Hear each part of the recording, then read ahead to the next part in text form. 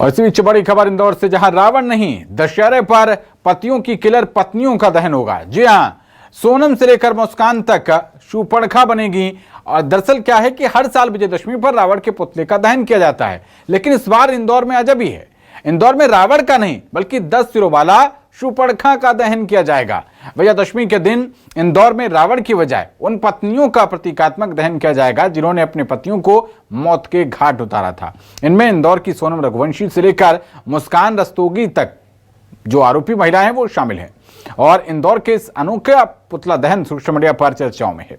आपको बता दें कि पुतला दहन का कार्यक्रम इंदौर की पौरुष नामक संस्था करेगी, जो कि पुरुष अधिकारियों के लिए काम करती है। संस्था पौरुष का कहना है कि उनका उद्देश्य महिलाओं को निशाना बनाना नहीं है, बल्कि पुरुषों की पीड़ा को समाज के सामने लाना है। इस मुद्दे पर हमारे संवाददाता हेमंत शर्मा ने संस्था के अध्यक्ष से खास बातचीत की है। आइए आपको सुनाते हैं।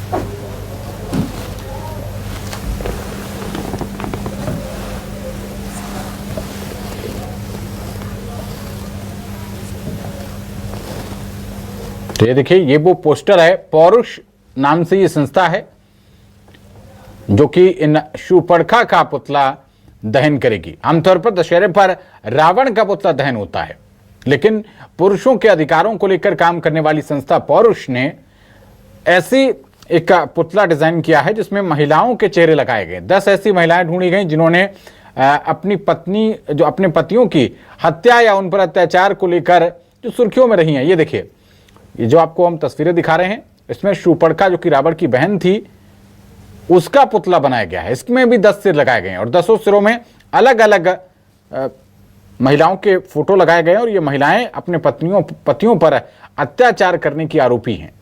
इसमें ये देखिए, राजा रघुवंशी जिनकी हत्या की गई और उसकी पत्नी का भी इसमें बिल्कुल सेंटर में सोनम रघुवंशी का आप देख सकते हैं चेहरा लगाया गया है।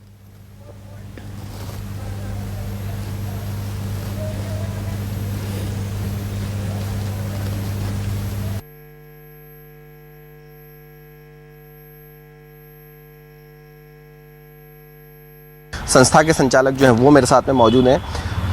हर बार हमने देखा है कि रावण का दहन होता है जी सर। अब तक ये कहीं नहीं सुना है कि शूर्पणखा का दहन किया जाता है। क्या वजह है, क्यों इस रावण दहन के दिन आप शूर्पणखा का दहन करने वाले हैं? सर, 1948 के पहले रावण दहन का कोई प्रसंग नहीं मिलता है। जब देश स्वतंत्र हुआ और मारकाट मची तो समाज को यूनाइट करने के लिए, समाज को सही संदेश देने के लिए रावण दहन की परंपरा काम की।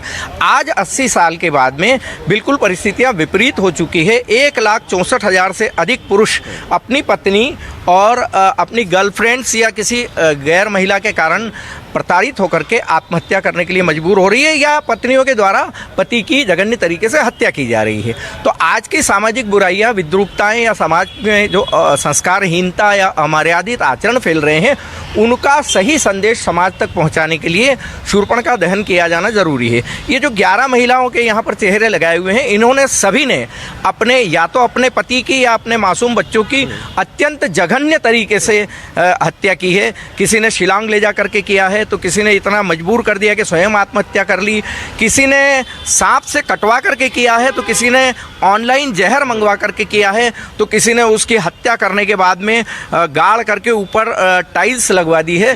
ये इतने जघन्य तरीके से, अगर यत्र नार्यस्तु पूज्यन्ते रमन्ते तत्र देवता वाली महिलाएं भारत में अमर्यादित होकर के, संस्कारहीन होकर के और अवैध संबंधों और व्यभिचार में रत होकर के अगर अपने पतियों की हत्या कर रही है, तो इस समाज को पूरी तरह से झिंझोड़ना बहुत ज़रूरी है कि अब जो है नारी महान नहीं बची है।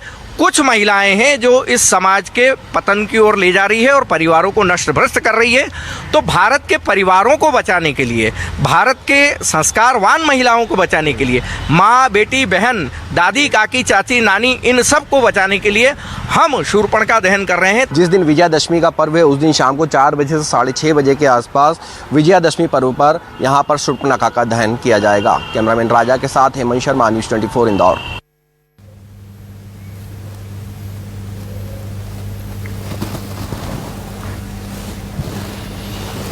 और ज्यादा जानकारी के साथ हमारे संवाददाता चंकी वाजपेयी जुड़ गए हैं। चंकी, रावण की जगह पर अब शूर्पणखा का पुतला दहन होगा और शूर्पणखा बनाया गया है उन महिलाओं को जो कि अपने पतियों पर अत्याचार करती हैं।